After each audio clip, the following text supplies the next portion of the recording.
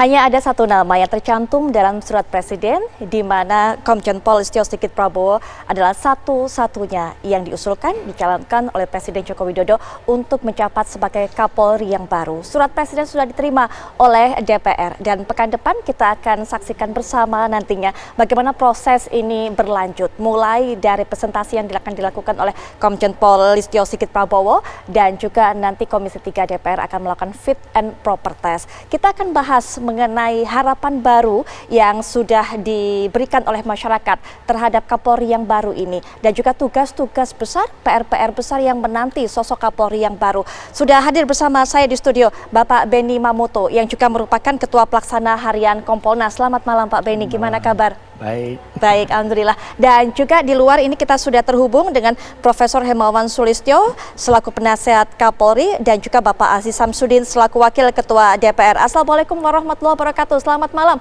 Pak Aziz dan juga Prof Kiki. Waalaikumsalam warahmatullahi wabarakatuh. Selamat malam.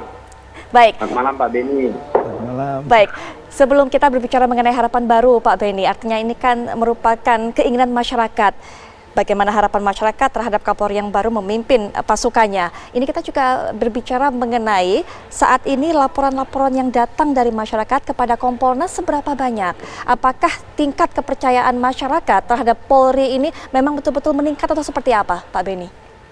Memang selama kami bertugas di Kompolnas dari bulan Agustus 2020, kami mencoba mengevaluasi ke belakang.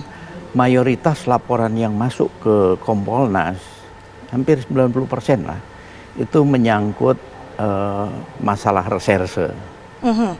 Nah, karena calon Kapolri ini berasal dari reserse, tentunya ini menjadi PR tersendiri.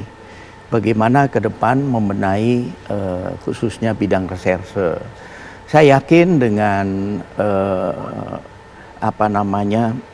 kompetensi yang dimiliki oleh calon Kapolri ini nanti akan bisa membentuk tim yang solid untuk membenahi khususnya masalah reserse. Baik, keluhan yang masuk dari masyarakat sebenarnya seperti apa? Apa memang saja? Berbagai macam keluhan masyarakat, entah itu di proses penyidikan, tidak sesuai ketentuan, berpihak, tidak objektif, kemudian juga memaksakan kehendak, kemudian intervensi dan sebagainya. Nah, ini semua kami coba analisis faktor apa saja yang menyebabkan terjadinya masalah-masalah itu. Dan ini kami komunikasikan. Setiap laporan yang masuk setelah kami klarifikasi kenapa terjadi demikian, langsung kami berikan rekomendasi. Ini sebaiknya begini-begini. Kebetulan background saya adalah reserse. Betul. Jadi lebih mudah kita berkomunikasi.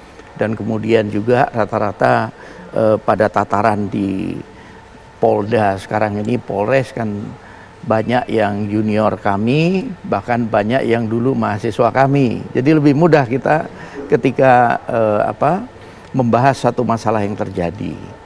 Kita optimis dengan kepemimpinan Pak Listio nanti ke depan, khususnya reserse akan bisa dibenahi. Baik, ini berbicara mengenai optimisme, kita juga akan mendengarkan bagaimana suara dari DPR. Karena Pak Aziz Samsudin, ketika surat presiden itu diterima oleh DPR, pemerintah kemudian berkata bahwa harapannya DPR ini menyetujui calon yang diajukan oleh Presiden Jokowi. Kalau kita lihat perkembangannya, sepertinya semuanya sudah sepakat, satu suara. Karpet merah sudah digelar untuk Pak Listio ini menjadi Kapolri, Pak Aziz.